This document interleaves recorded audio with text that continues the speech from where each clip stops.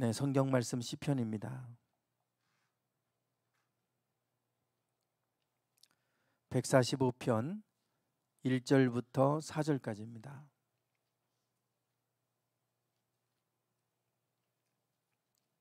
시편 145편 1절부터 4절까지 교독하겠습니다. 왕이신 나의 하나님이여, 내가 주를 높이고 영원히 주의 이름을 송축하리이다. 내가 날마다 주를 송축하며 영원히 주의 이름을 송축하리이다.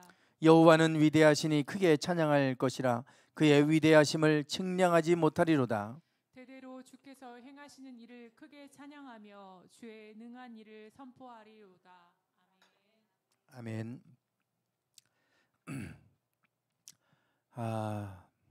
우리가 수요일 날 말씀 심는 시간으로 시작한 지 벌써 29번째 시간입니다. 계속해서 수요일 날 이 말씀을 함께 하신 분들은 아마도 성경 속에 흘러가는 중요한 내용이 뭔지를 아셨을 것이고, 계속해서 반복적으로 반복되어지는 것들을 또 볼 수 있습니다. 성경이 두껍고 또 많은 이야기를 담고 있지만 그 이야기들이 다 다른 이야기가 아닙니다. 중심은 똑같습니다. 왜냐하면 창조 시대부터, 하나님이 천지를 창조하실 때부터 마지막 멸망을 말씀하실 때까지 각 시대마다 이스라엘 사람들이 시대마다 바뀌었는데 그때마다 메시지가 달랐다면 어떻게 되겠습니까? 그러니 뭐 과거 시대나 지금이나 어느 시대에 사는지 하나님의 메시지는 동일합니다. 그래서 간단할 수밖에 없고, 그 메시지의 중심은 아주 똑같습니다. 간단하고, 그래서 다만 스토리만 다를 뿐이고 시대와 상황만 다를 뿐이지 안에 내용은 똑같습니다. 그래서 성경 이야기가 매우 복잡하게 어렵게 다가올 수 있지만 중심은 아주 간단하죠. 그래서 오늘 이제 29번째 시간인데 말씀 심는 시간이라고 제가 해서 이렇게 수요일 말씀을 계속 제가 유튜브에 지금 올리고 또 실시간으로 올리기도 하지만, 또 이제 그것을 업로드해서 보실 수 있도록 이제 그렇게 하고 있는데요. 성경을 이제는 그 영상을 보시기만 해도 전체적인 흐름을 이제 따라갈 수 있고, 또 언제든지 그것을 통해서 여러분들이 성경의 중요한 내용을 이제 마음에 언제 어떤 상황이든지 듣고 마음에 새길 수 있게 하기 위해서 그래서 이제 시작한 겁니다. 나중 가면 하나님의 말씀을 듣고 싶어도 들을 수 없을 때가 올 수 있고, 그렇기 때문에 정리를 다 해서 올려놔야 되겠다, 이제 그런 마음이 들었고요. 그래서 시작을 한 겁니다. 벌써 이제 29번째 시간인데 구약 신약이야 간단하지만 구약이 좀 복잡하죠. 구약 이스라엘의 역사와 함께 가는데 이 성경의 내용들을 우리가 간략하게 이해하기 쉬우려면 일단 시대를 좀 아셔야 됩니다. 시대. 이스라엘의 역사 속에서 하나님이 그 이스라엘 민족과 함께 하셨고, 그 속에서 하나님을 계시하셨고 드러내셨기 때문에 그 성경의 내용들을 우리가 쉽게 이해하시려면 좀 시대를 좀 이해를 해야 됩니다. 그래서 시대를 이제 이렇게 여러분 머릿속에 이제 윤곽을 잡고 계시면 그 내용이 아주 간단하게 쉽게 들어오실 겁니다. 우리가 처음 시작할 때 이 시대 분류부터 했었습니다. 다시 한번 제가 이 부분을 잠깐 말씀을 드리면, 가장 먼저 이제 하나님이 천지를 창조하시는 창조 시대가 있게 되죠. 이 창조 시대에서 기억해야 될 것, 간략하게 제가 그 오른편에 여러분 오른편에 이제 이렇게 정리를 해놨습니다. 간단하게 그 창조는 하나님이 무질서 혼돈 가운데 있던 세상에 질서를 부여하시는 사건이죠. 그게 창조입니다. 하나님이 말씀으로 무질서의 질서를 부여하셨잖아요. 그래서 무질서의 질서를 부여하는 힘은 말씀입니다. 말씀. 그래서 말씀이 들어가면 질서가 잡히게 돼 있는 거고요. 하나님의 복음이 전파되는 곳곳마다 질서가 잡혔고 평화를 이루었습니다. 어느 시대든지 그랬어요, 역사 속에서. 그러나 하나님의 말씀을 잃어버리면 무질서해졌습니다. 그게 이제 성경 시대도 그랬지만 중세 시대로 가면 하나님의 말씀이 아예 없었어요, 캐톨릭 자체가. 그래서 다 라틴어로 설교했고요, 라틴어 성경이었고, 그러니 라틴어를 할 수 있는 사람은 극히 소수인데 사제들만 했습니다. 그러면 다 못 알아들어요. 설교를 그들의 언어로 한 게 아니라 라틴어로 했어요. 그리고 성경도 라틴어 성경이었고 그거 번역하면 화형에 처했습니다. 그러니 아무도 성경을 몰라요. 그래서 면죄부를 팔아먹고 이렇게 한 겁니다. 그래서 그 중세 시대 흑사병이 돌고, 그리고 가장 암흑기가 왔고 십자군 전쟁을 하고 얼마나 깜깜했던 암흑기가 왔습니까, 역사 속에서. 그러나 마틴 루터가 성경을 번역해서 배포하기 시작했고, 그것이 사람들에게 알려지기 시작하면서 사람들이 하나님의 말씀을 듣기 시작했고, 그리고 성경 말씀을 가까이 하게 되면서, 그러면서 근대 시대로 넘어가면서 놀라운 민주주의와 또 여러 가지 산업혁명과 많은 발전이 이루어지게 되죠. 말씀이 들어가는 곳에 질서가 회복이 되는 걸 보게 됩니다. 그래서 하나님이 천지를 창조하실 때는 무질서의 질서를 부여하신 건데, 그런데 이 말씀을 버리면 이제 무질서로 가는 겁니다. 지금 우리는 무질서의 시대로 가고 있잖아요. 그래서 아담과 하와를 기억하고 뭐 가인과 아벨 뭐 이제 이런 얘기들, 제가 이제 다시 한번 그 부분은 정리를 간략하게 할게요. 일단 시대부터 창조 시대, 그리고 나서 아브라함, 이삭, 야곱, 요셉으로 대표되는 족장 시대로 이렇게 지금 됩니다. 그리고 나서 애굽 땅에 갔다가 출애굽하는 출애굽 시대, 그리고 나서 사사 시대, 여호수아 갈렙에 의해서 가나안 땅을 정복하고 12지파에게 땅을 분배해 주어서 각 지파별로 사사들이 다스리는 이런 일을 하게 되죠. 사사는 판관입니다. 판관, 재판관이에요. 그래서 이 사람들이 분쟁이 있을 때 하나님의 율법으로 재판해 주는 사람들이 사사들이었습니다. 그래서 사사 시대.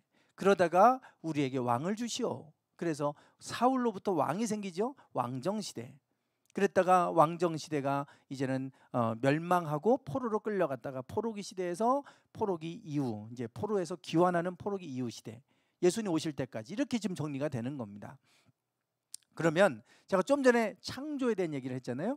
창조 시대 가장 중요한 성경의 시작은 여기입니다. 이게 무질서의 질서를 부여했는데, 그런데 문제는 이 창세기의 두 가지 사건으로 인해 질서가 무질서의 방향으로 거꾸로 다시 무질서의 방향으로 가게 되는 사건 두 가지가 있었죠. 그것이 바로 이제 아담과 하와의 선악과 먹는 이야기. 그거 먹고 나서 땅이 저주를 받아서 가시덤불과 엉겅퀴를 내기 시작하잖아요. 그래서 저희 지금 우리가 가는 곳도 다 풀밭이 돼 버렸어요.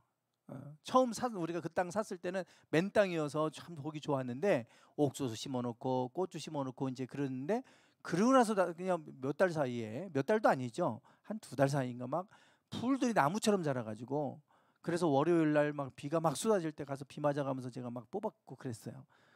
더워서 너무 뭐 할 수가 없으니까. 그래 봐야 또 조금 지나면 또 풀밭 될 겁니다. 참, 그래서 야, 농사 짓는 사람들 풀과의 전쟁이라더니 정말 힘들겠다. 이게 풀들은요, 뽑아도 안 죽고 또 나오고 그래요. 근데 열매 맺는 것들은 정말 정성껏 관리해야 됩니다. 왜 이렇게 병이 잘 생기는지. 근데 이게 잡초들은 병도 잘 안 생겨요. 잘 죽지도 않아요. 뽑으면 또 나오고 뽑으면 또 나오고 왜 이렇게. 근데 열매 맺는 것들은 안 그래요. 정말 정성껏 해도 가꾸기가 어려워요. 왜냐하면 원래 에덴 동산에서 그러지 않았습니다. 그런데 그들이 선악과를 따먹고 나서 땅이 저주를 받아서 가시덤불과 엉겅퀴를 내기 시작하는 거예요. 그러니까 날마다 노동하고 땀을 흘려야 이 소산물을 먹게 된 겁니다. 그전에는 가만히 있어도 하나님이 열매 맺게 하셨는데, 이제는 저주받아서 무질서로 가는 거예요. 그러니까 질서를 유지하려면 얼마나 많은 에너지가 필요한지, 열매를 맺으려면 땀을 흘려야 되고 에너지가 필요합니다. 이게 이제 질서가 무질서의 방향으로 가게 되는 첫 번째 사건이었고, 두 번째 사건은 가인과 아벨의 제사 이야기잖아요. 그래서 이 사건들 중에 중요한 인물들만 딱 기억하면 그 중요한 내용들을 이제 기억을 하시게 될 겁니다. 가인과 아벨은 예배가 실패하고 예배가 무너졌을 때 이제는 아무리 밭 갈고 수고해도 이제는 더 이상 효력을 주지 않아요. 사막화돼 버립니다. 사막화. 지금 중국은 심각하죠. 사막 폭풍이 막 불고 막 이런데 이 사막화됩니다. 그래서 이 가인과 아벨에 의해서 땅이 저주를 받아서 더 이상 밭 갈아도 효력을 주지 않는다. 이게 이제 창조 시대 때 왜 무질서가 질서가 무질서의 방향으로 가게 됐는지를 보여주는 두 가지 사건이에요. 두 가지가 무너지면 저렇게 무질서해집니다. 지금 우리 세상이 다 엉망진창이 됐잖아요. 바이러스도 그렇고요. 뭐 바이러스뿐만 아니라 지금 뭐 중국은 홍수로 난리가 났습니다. 뭐 또 산불도 나고 막 너무 뜨거워서 지금 다들 난리 들고 엉망이 됐습니다. 질서가 다 깨졌어요. 성경은 그것이 하나님의 말씀을 버렸기 때문이고 하나님을 예배하는 예배가 무너졌기 때문이라고 얘기하는 거예요. 이것이 창조 시대 때 우리에게 가르쳐 주고 있는 겁니다. 그리고 나서 이제 저게 이제 원래 하나님이 인간을 만드시고 이 땅을 만드실 때 복을 주셨는데 저주가 임했잖아요. 질서가 있는 곳에 하나님의 복이 임하는 거고 거기에 샬롬 평화가 임하고 거기에 번영이 있는 거예요. 결국은 다 같은 개념입니다. 복이라고 하는 것이 이게 다 질서하고도 관련이 돼 있어요. 그러니까 평안한 곳에 하나님의 복이 임하고 평안 자체가 또 복이잖아요. 샬롬이. 그런데 저주가 임했다. 그러면 평안이 깨지는 거예요. 다 무질서로 가는 것이고 그것이 우리에게는 저주다라고 말씀하고 있는 겁니다. 이게 이제 창조 시대고요. 그리고 나서 이제 족장 시대로 가면 아브라함, 이삭, 야곱, 요셉 얘기 나오잖아요. 그들이 다 복 받은 사람들입니다. 복. 아까 복에서 저주로 갔는데 저 사람들은 하나님의 말씀을 대로 살았고 하나님을 어느 곳에 가든지 단을 쌓고 제사를 드렸더니 하나님이 그들을 복 주셨다는 얘기예요. 그래서 다 저주받았던 이런 세상 속에서도 저 복받은 사람들에 대한 이야기를 하고 있는 거고 아무리 기근의 때가 왔어도 그들이 그의 100배를 거두고 복받은 이야기를 하고 있잖아요. 요셉의 때는 오히려 7년의 기근의 때 오히려 그 나라가 더 요셉이 총리할 때는 그 나라가 더 강성해져 갑니다. 그래서 하나님의 복은 이런 환경과 상관이 없어요. 그 복받은 사람들, 하나님을 믿었던 사람들이 어떻게 복받았나 얘기하는 겁니다. 그러니까 우리가 그렇게 하나님 말씀대로 하나님을 잘 섬기며 살면 너희도 저 사람들처럼 복을 이렇게 받는다. 내가 너희들 저렇게 복 줄 것이다. 이걸 보여주는 게 저 사람들의 삶입니다. 그래서 저는 우리의 삶이 그런 삶이 되기를 원해요. 우리가 하나님을 잘 섬기니까 봐라. 하나님이 나를 이렇게 복 주시지 않냐. 너도 잘 섬겨라. 아브라함과 이삭과 야곱과 요셉은 그걸 보여준 거예요. 지금 노예로 팔려갔어도 가는 곳곳마다 하나님께서 복되게 하셨잖아요. 형통케 하셨고 오늘 우리가 하나님을 잘 믿는 것 같은데 우리가 저주 아래에 있고 이러면 어떻게 되겠어요? 남들이 조롱거리가 될 거 아닙니까? 하나님은 그렇게 또 되기를 원치도 아니하세요. 아브라함과 이삭과 야곱과 요셉처럼 하나님을 잘 섬기면 저렇게 내가 복을 주겠다라고 샘플로 보여주신 겁니다. 그러니까 너희도 여호와를 잘 섬겨라. 이제 이것을 보여주고 있는 것이 족장 믿음의 조상들에 관한 이야기입니다. 그런데 그들이 이제 애굽 땅에 들어갔다 하나님 잃어버리고 살았잖아요. 그래서 모세를 통해 출애굽시키는데 출애굽에서는 누구를 기억해야 되냐면 모세와 아론입니다. 아까 창조 시대는 아담과 하와 또 가인과 아벨 기억을 해야 되고 족장 시대는 아브라함, 이삭, 야곱, 요셉 기억하시고 그리고 이제 이 출애굽 시대는 모세와 아론이에요. 지금 모세의 그림을 보시면 뭐 들고 있습니까? 십계명 들고 있죠. 아론은 제사장이 되잖아요. 대제사장. 그래서 아론 계열이 제사장과 레위 지파가 다 제사장이 되지만 아론 계열이 대제사장을 맡아서 했습니다. 그래서 아론은 제사장, 제사의 일을 맡았고요. 그럼 모세는 뭘 맡았겠어요? 말씀을 맡았어요. 말씀을. 그게 선지자입니다. 그래서 선지자와 제사장 요 두 그룹이 하나님의 그 일을 하는데 중요한 두 축이 됩니다. 하나는 말씀이요, 하나는 예배예요. 그래서 제사장은 예배의 역할을 했고요. 이 선지자들은 하나님의 말씀대로 벗어나 살면 하나님의 말씀이 임해서 말씀을 전하게 해서 그들에게 말씀을 선포하는 일을 했어요.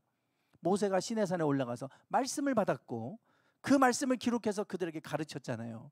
그게 십계명이고 그리고 그게 또 신명기에 있는 말씀들이고 민수기에 있는 말씀들, 그런 말씀들이죠.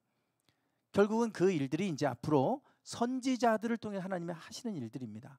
율법에서 벗어나면 선지자들을 보내서 말씀하셨고요. 그리고 제사장들은 제사 일을 하게 했고, 요 두 그룹이 하나님이 일하시는데 귀하게 쓰셨던 두 그룹이에요. 나중에 이제 왕이 하나 나오지만 기름 부어 세운 사람은 선지자, 제사장, 왕, 이렇게 세 그룹입니다. 근데 왕은 이제 저 때는 없었잖아요. 사사시대까지는. 그래서 선지자와 제사장만 기름 부어 세웠어요.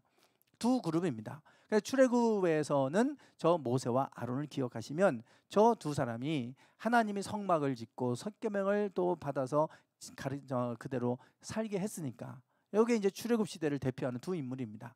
그리고 이제 사사 시대로 가는데 우리가 그동안 몇 주 동안 계속 사사 시대를 이야기하면서 중요하게 얘기했던 사람이 있잖아요. 12지파 가운데 2명. 누구와 누구입니까? 여호수아와 갈렙. 여호수아와 갈렙. 요 두 사람이 이 사사 시대를 대표하는 두 중요한 사람이에요. 여호수아와 갈렙. 왜냐하면 다 죽고 여호수아 갈렙만 그 땅에 들어갔잖아요. 믿음의 고백을 했던 여호수아 갈렙. 그래서 사사 시대에는 이제 여호수아 갈렙이 그 땅에 들어가 땅을 분배해주고 각기 이제 지파별로 사사를 두지만 그때 12지파 중에서도 대표적인 게 여호수아 갈렙의 두 지파, 에브라임과 유다. 요 두 지파가 사실은 이스라엘의 중요한 두 그룹을 형성한다 그랬어요. 그래서 아까 모세와 아론이 이렇게 있던 것처럼 사사 시대로 가면 12지파가 있지만 그 중에서 에브라임, 여호수아가 에브라임 지파였고 유다가 갈렙이 유다 지파였습니다. 그래서 이 다윗 왕이 등장하기 전까지는 에브라임 지파가 주도권을 갖고 있었죠. 그랬다가 이제 나중에 유다 지파로 넘어오면서 북이스라엘 대 남유다. 이제 결국은 이렇게 나눠지는데 북이스라엘을 대표하는 게 또 에브라임이에요. 그래서 결국 에브라임 대 유다 이렇게 가기 때문에 이 여호수아와 갈렙 두 명에 의해서 이 나머지 이스라엘의 역사에 중요한 축을 이루는 게 두 지파다. 이게 이제 에브라임과 유다 두 지파입니다. 네, 그래서 사사 시대 그러면 반드시 기억해야 될 사람이 있다면 여호수아와 갈렙이에요. 우리 사사시대 삼손 같은 사람 기억하잖아요. 드보라 사사 이런 사람들 기억하죠. 물론 그런 사사들이 있었던 것 스토리를 기억하는 건 중요하지만 정말 중요한 흐름에서 중요한 거는 여호수아 갈렙에 의해서 에브라임 지파가 주도권을 갖고 있다가 나중에는 유다 지파로 주도권이 넘어가는 이제 이러한 이야기로 흘러가게 됩니다. 네, 그 주도권이 넘어가는 이야기가 법계 이야기죠. 그래서 이 법계가 사무엘 시대 때 엘리 제사장 때 홈리와 비느하스가 블레셋과 전쟁하러 갈 때 저 법계 들고 나갔다가 패해서 법계를 뺏겼죠. 그래서 뺏겨서 그 법계가 결국은 실로에 있다가 실로는 에브라임, 보라색이 에브라임 지파 땅에 있었습니다.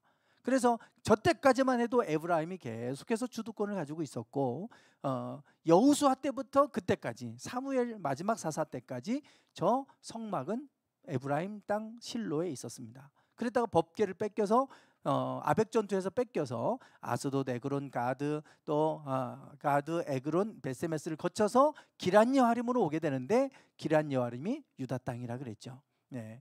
그래서 결국은 에브라임 지파 땅에 있던 법궤가 돌아서 유다 땅으로 옮겨왔어요. 하나님이 스스로 그것이 돌고 돌아서 전염병이 되니까 또 보내고 해서 온 곳이 유다 지파 땅이에요. 하나님이 결국 촛대를 옮겨 놓으셨다.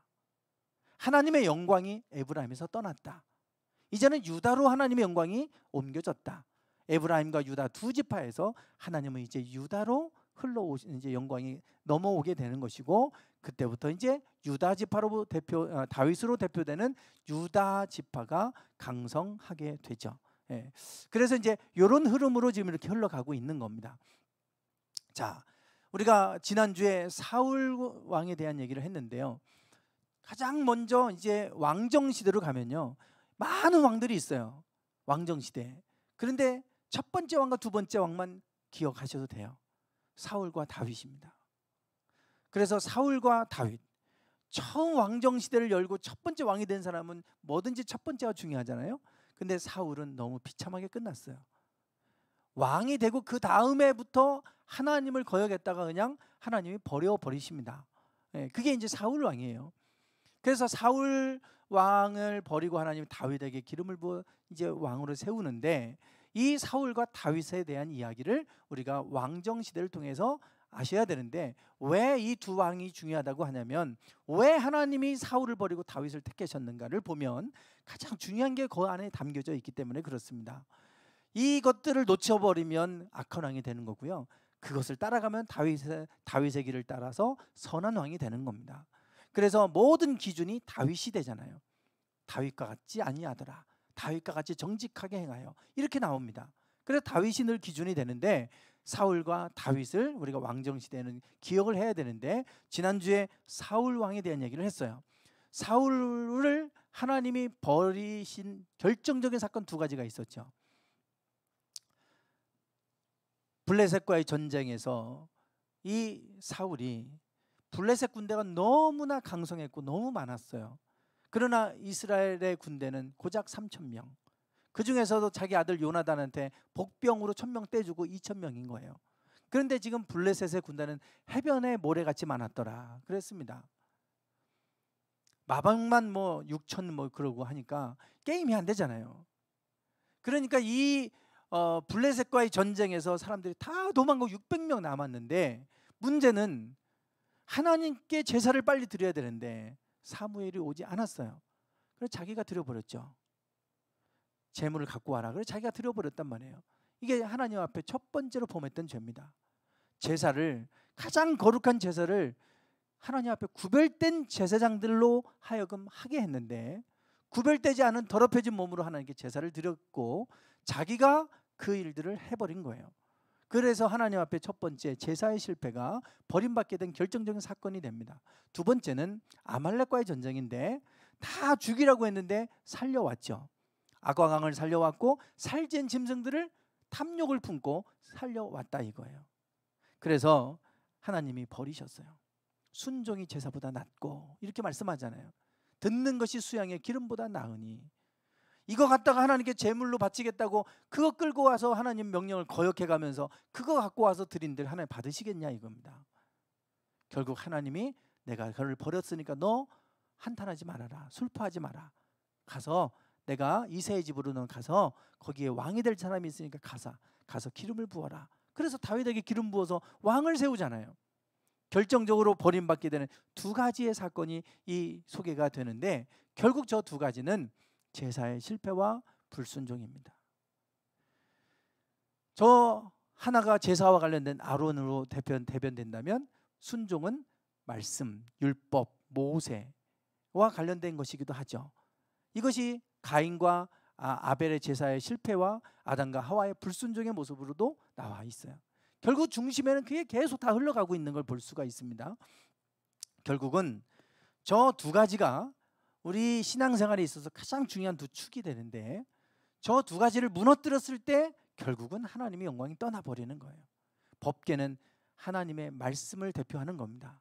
그 안에 십계명들이 있잖아요. 그리고 그게 성소, 성막에서 가장 지극히 거룩하다고 하는 지성소 안에 들어가 있었어요. 결국은 이 제사가 뭐냐, 내 죄를 용서받아야 하나님께 갈 거 아니에요.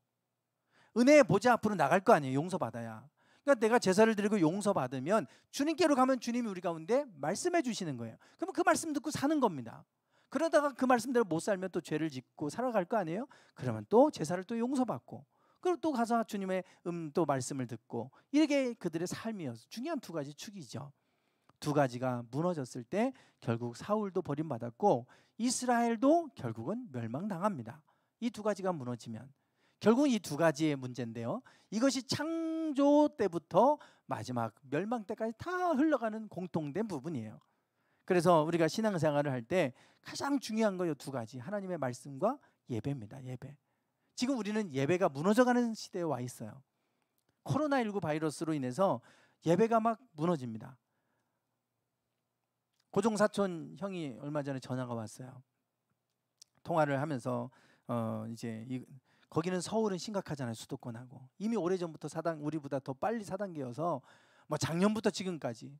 근데 작년에는 큰 어떤 이렇게 큰 문제가 되지 않았대요. 큰 문제가 되지 않았대 작년에는. 올해는 확연히 드러난다는 거예요. 작년에는 그래도 코로나 있고 영상 예배 드리고 해도 사람들이 헌금도 하고 또 영상으로도 예배도 하고 하더니 이제는 길어지니까요. 아예 예배도 안 드리고 오지도 않고 헌금도 안 하고 이제는 지금 서울에 있는 많은 교회들이 어려움에 처해 있다. 저희는 그동안 뭐 이렇게까지 예배가 뭐 무너지거나 끊어지거나 이 정도는 아니었잖아요. 대전은 그래도 서울하고 수도권 쪽 이쪽은 지금 아주 심각했기 때문에 오랫동안 이게 지속되다 보니까 올해는 타격이 좀 있다는 거예요. 이게 더 가고 내년 가면요 완전히 또 어떻게 무너질지 몰라요. 이 예배가 지금 무너져가는 세상을 우리는 살고 있잖아요. 지금 하나님의 말씀은 뭐 말할 것도 없죠. 와서 예배는 드리는데 말씀을 뭐 우리가 성경을 묵상하고 성경을 읽고 그거 얼마나 그렇게 하고 살았겠어요. 1년에 한 번 통독도 못하고 하는 사람들이 대부분 뭐 거의 대다수를 차지할 텐데 두 가지가 다 무너져가는 시대를 우리는 살고 있습니다. 결국은 이제 이 두 가지인데 제가 지난주에 휴가를 이렇게 좀 보내면서 이제 다큐멘터리에 유튜브에 이제 다큐멘터리 올라온 게 있어요. KBS에서 유대인과 관련된 이제 다큐멘터리를 한 것을 이제 제가 쭉 봤어요. 뭐 일부 그러면 유태인 성공의 미스터리. 뭐 우리는 다 지금 알고 있잖아요. 유태인과 관련돼서 아직도 세상 사람들은 잘 모르더라고요. 유태인들이 얼마나 대단하고 뭐 이제 그런 거에 대해서 실상을 잘 몰라요. 대충 그냥 어디서 들어서 그냥 조금 아는 정도지 다 잘 몰라요. 교회에 다니는 우리들이나 좀 알고 그러죠. 그런데 이제 저 일부의 뭐 유태인의 성공의 미스터리를 다루는데 거기에 이제 이런 얘기가 나와요. 워낙 유대인들이 뛰어나니까 그 사람들에 대해서 여러 가지 이제 만나고 인터뷰도 하고 그들의 성공 비결이 뭔지도 찾아보기도 하고 이제 이러는데요. 이제 유대인들을 주로 이제 많이 찾아가서 그들과 대화도 해보고 뭐 이러면서 이제 다큐멘터리를 만들었어요. 그런데 하버드 대학 전 세계 수재들이 모이는 곳 아닙니까? 우리나라에서도 뭐 서울대 가기가 그렇게 힘든데 서울대생들도 하버드 가기는 어려워요. 우리나라 수재들이 모이는 서울대생들도 하버드에 들어가기가 하늘의 별 따기처럼 어렵습니다. 그런데 유대인들은 30%를 차지하고 있어요. 30%면 3분의 1입니다. 3명 중에 하나는 다 유대인들이에요.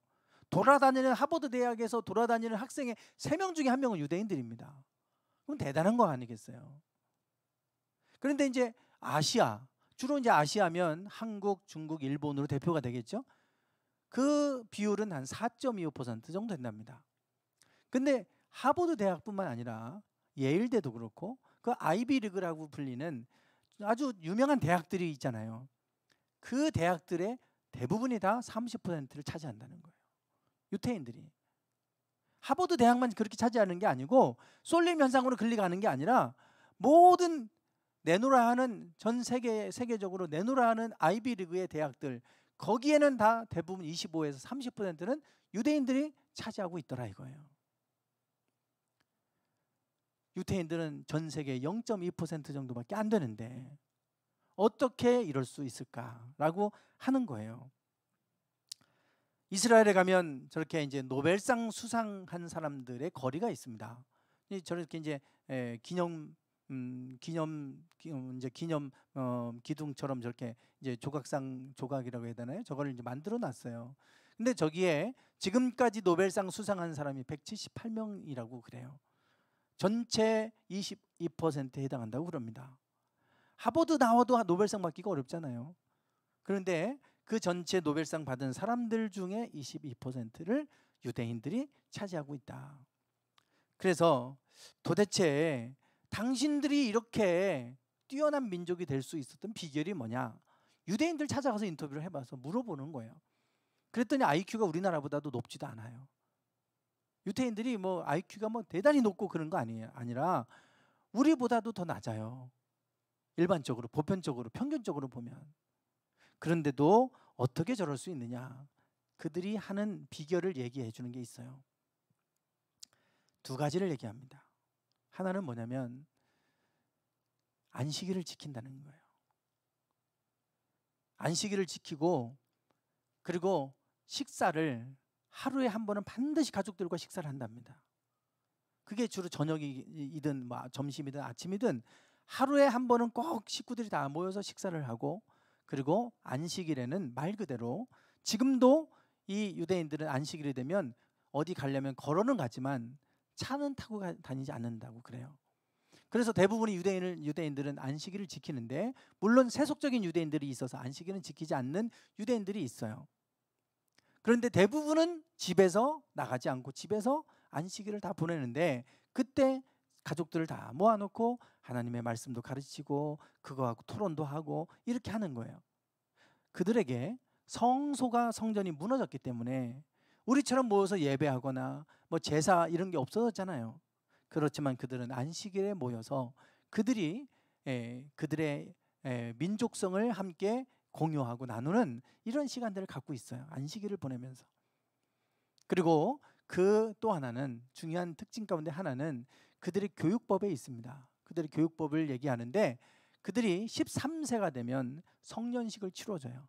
이미 13살이 되면 스스로 하나님의 말씀을, 토라를 읽을 나이가 되었다. 그러면 성년이 되는 거예요.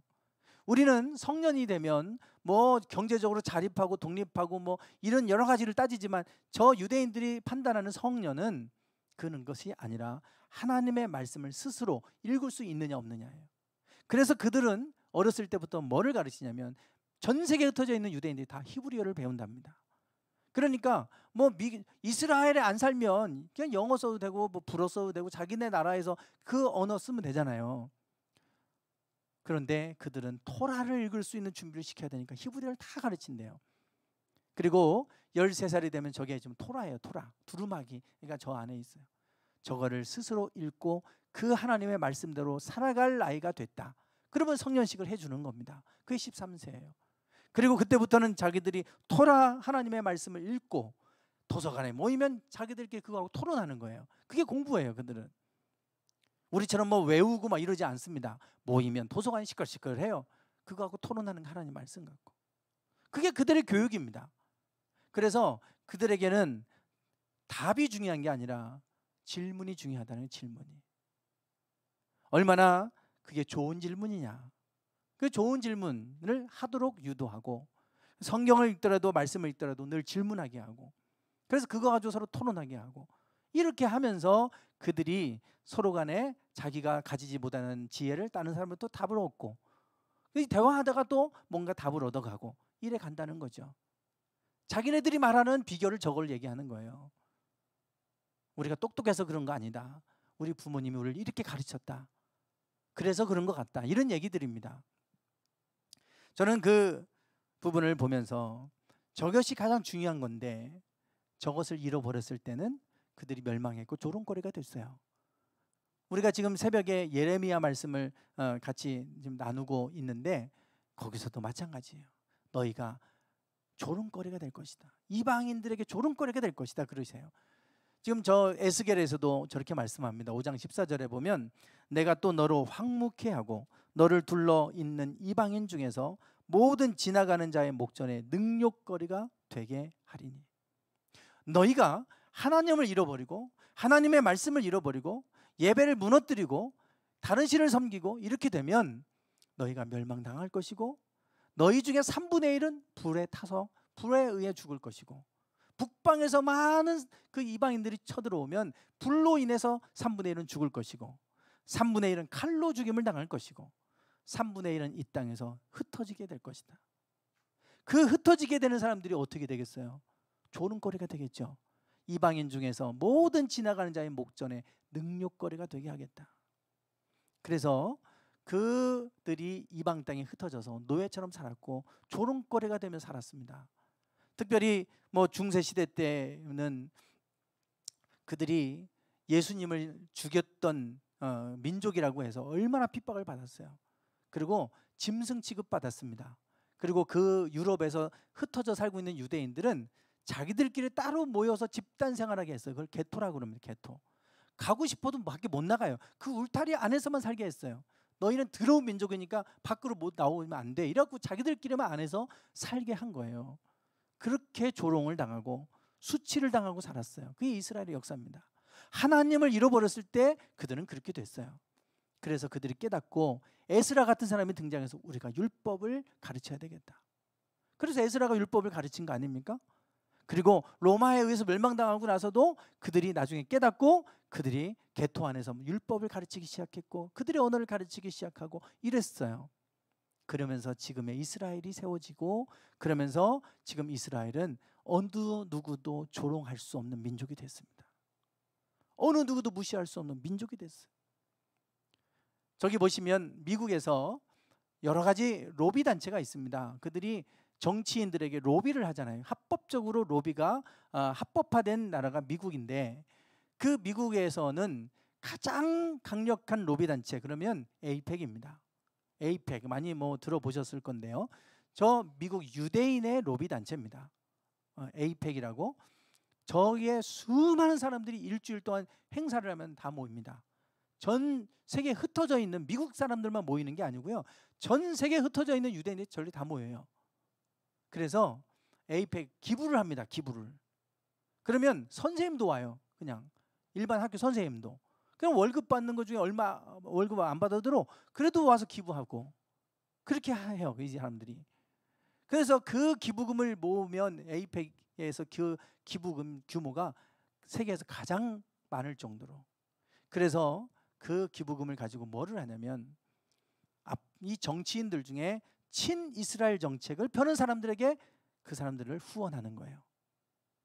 만약에 이스라엘과 반대되는 정책을 추진한다 그러면 그 사람은 이제 의원이 못되게 낙선운동하고 TV 광고에서 막 그 사람을 비방하는데 그 돈 TV 광고비 다 대주고 이렇게 하는 거예요.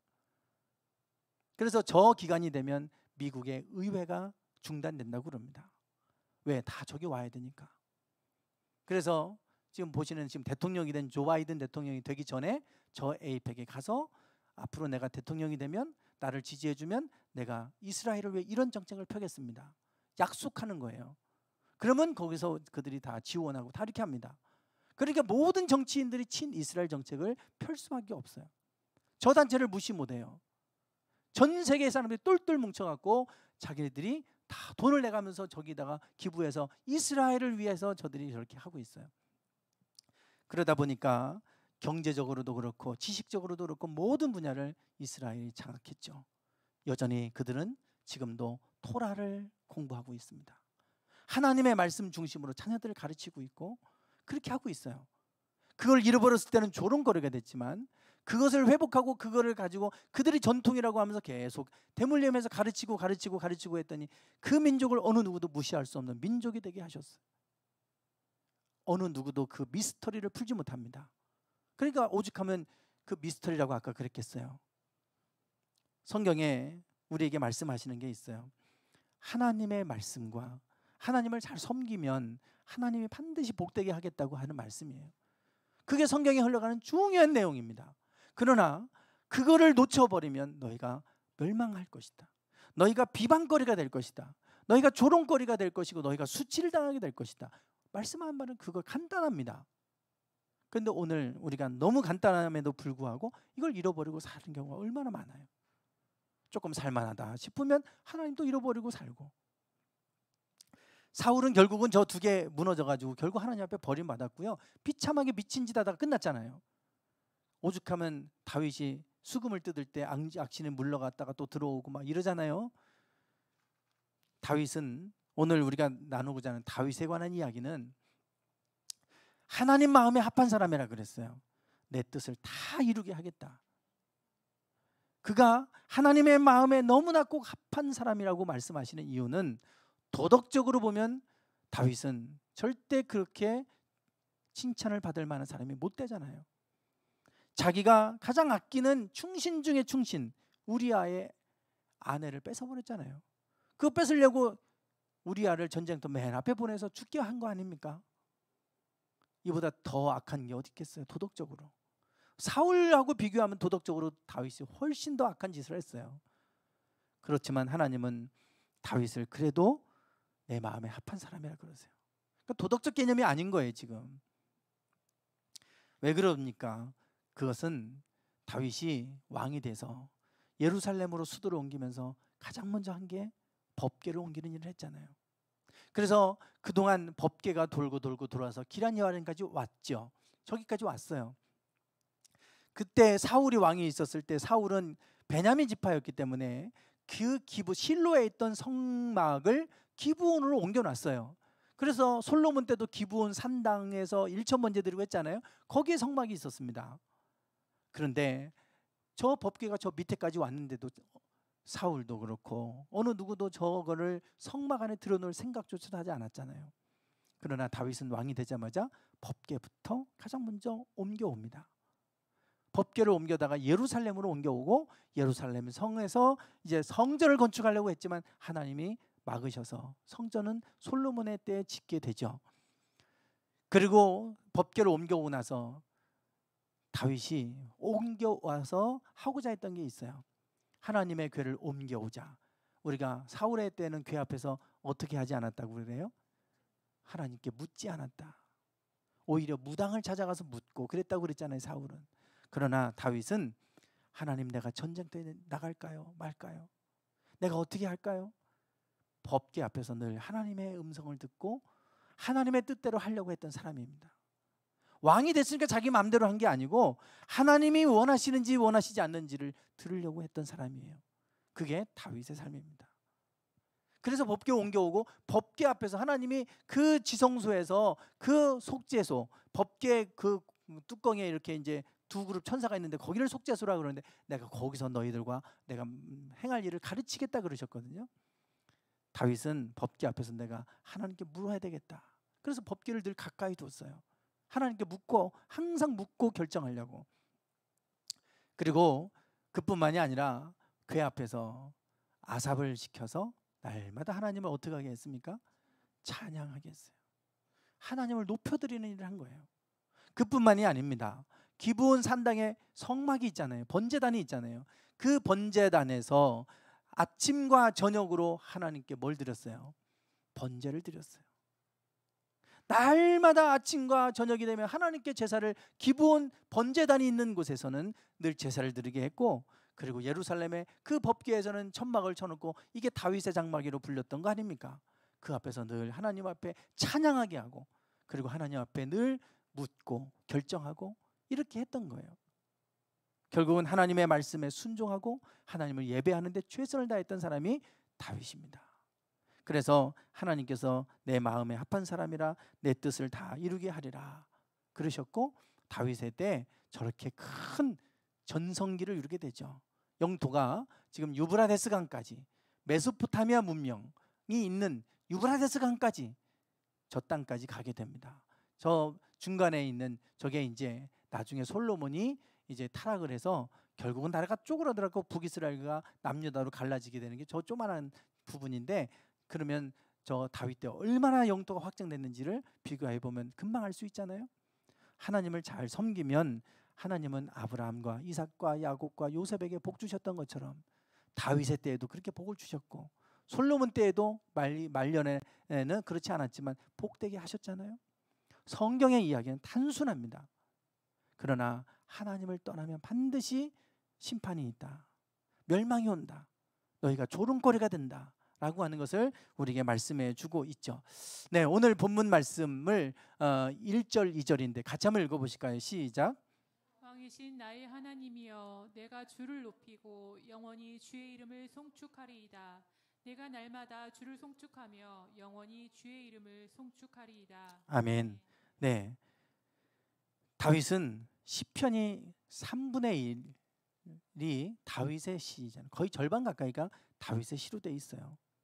그 모든 게 하나님을 찬양하는 노래들 아닙니까? 찬양시에 찬양시. 그래서 다윗은 그렇게 얘기합니다. 내가 날마다 주를 송축하고 영원히 주의 이름을 송축하겠습니다. 왕이 돼서만이 아니라 목동으로 있을 때도 하나님을 찬양했잖아요. 수금 뜯어가면서.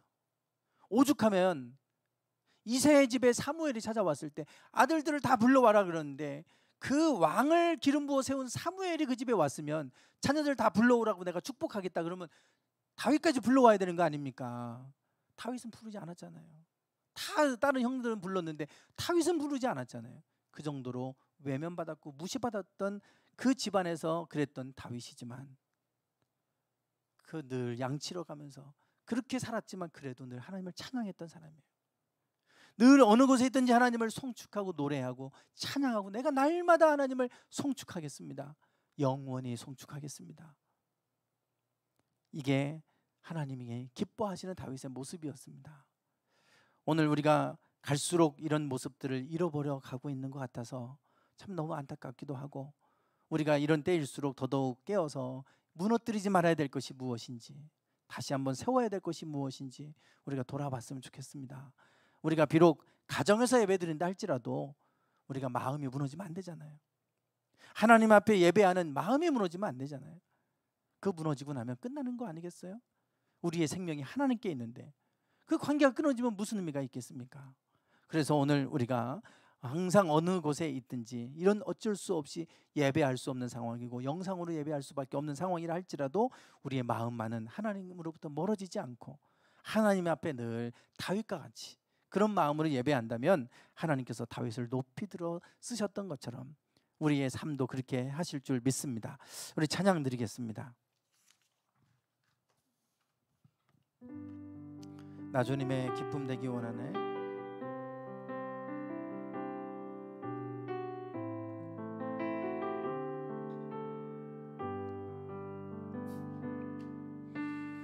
나 주님의 기쁨 되기 원하네. 내 마음을 새롭게 하소서. 새 부대가 되게 하여 주사. 주님의 빛 비추게 하소서. 내가 원하는 한 가지, 주님의 기쁨이 되는 것. 내가 원하는 한 가지, 주님의 기쁨이 되는 것.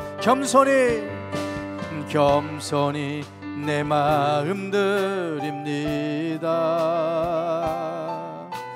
나의 모든 것 받으소서.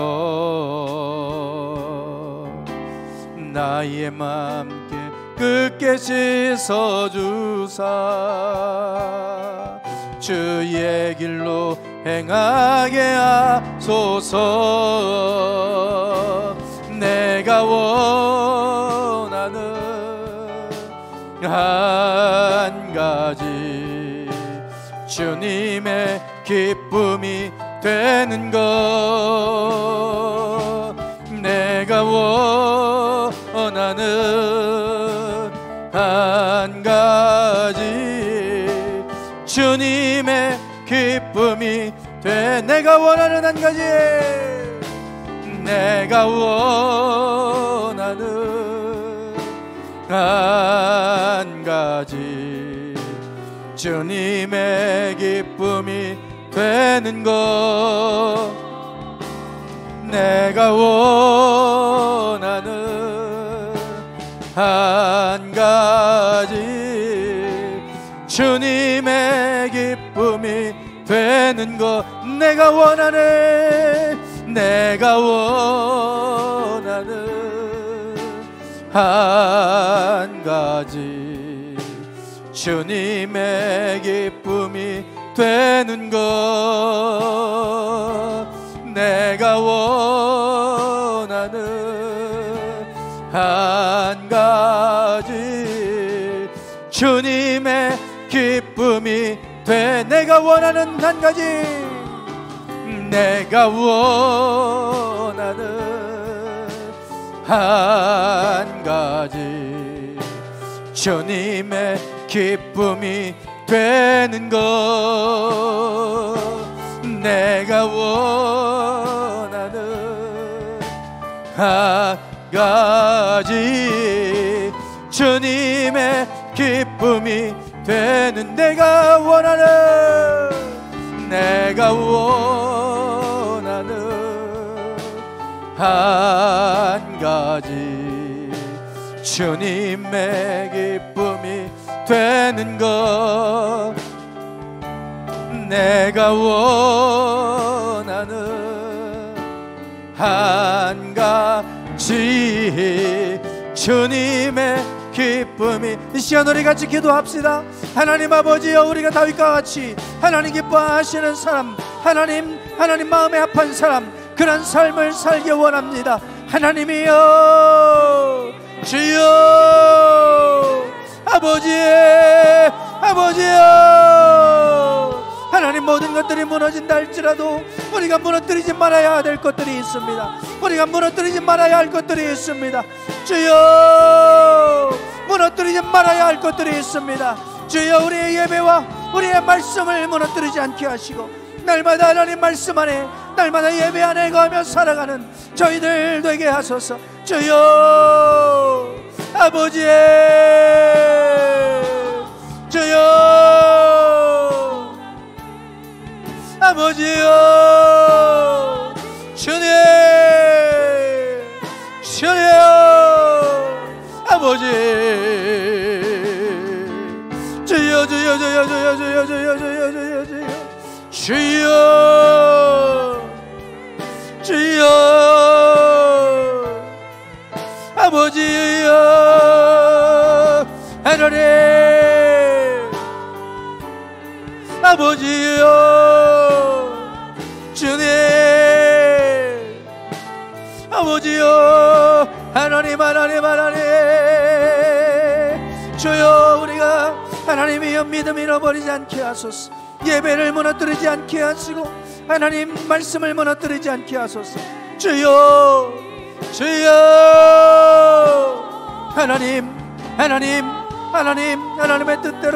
하나님의 뜻대로 저희가 살아가야 되겠사오니 아버지여, 아버지, 우리를 긍휼히 여겨주시옵소서.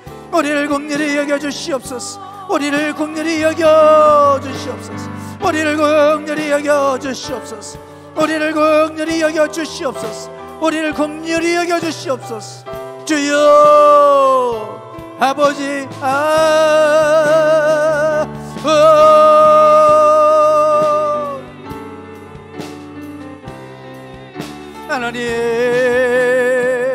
하나님 아버지, 오 주님, 내가 원하는 한 가지 주님의 기쁨이 되는 것, 내가 원하는 한 가지 주님의 기쁨이 되는 것.